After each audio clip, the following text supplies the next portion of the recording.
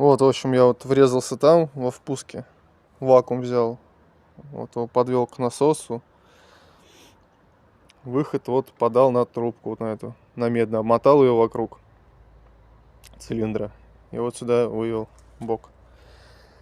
Вот такой вот подача там стоит. Вот это крыло. Все сделал, чтобы воздух не так сильно сосало. Вот сейчас продемонстрирую, как работает. Это, не знаю, это надо завоздушен уже.